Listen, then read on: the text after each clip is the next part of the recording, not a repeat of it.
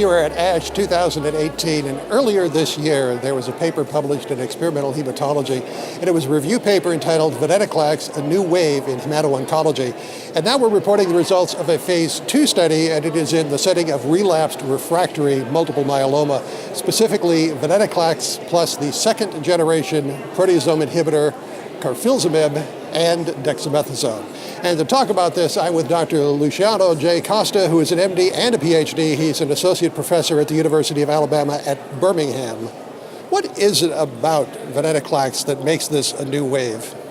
Yeah, Venetoclax, the power of it is really that it targets something that is very common across different hematological malignancies, which is the reliance of the cancer cells into anti-apoptotic molecule, in this case BCL2.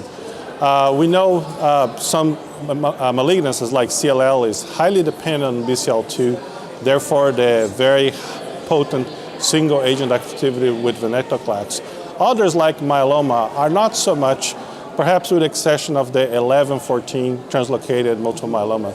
However, what we know is other myeloma therapies, particularly the proteasome inhibitors, like Carfilzomib in the case of the study that we had the privilege of presenting, they do downregulate, they do inhibit the other anti-apoptotic proteins, particularly MCL1 and MCL-XL, and BCL-XL, increasing the relevance of BCL2. Therefore, when you combine with Venetoclax, you have potentially a very powerful pro-apoptotic combination that can lead to some rapid and some very deep responses. Now, in early trials of Venetoclax, there was promise but already some signs of resistance. Why was this particular combination chosen? Yeah, in this case, we choose the combination because we really want to combine with what is considered the most potent of the proteasome inhibitors with this Carfilzomib. Our study tried to optimize or test different doses of Venetoclax, different doses of Carfilzomib, make sure that we're picking the right combination, not only in terms of activity, but also in terms of safety.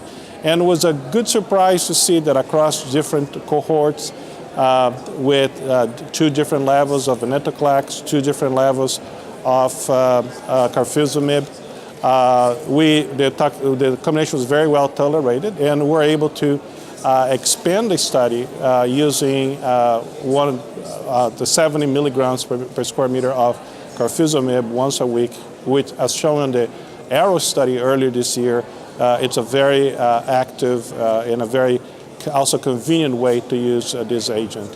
And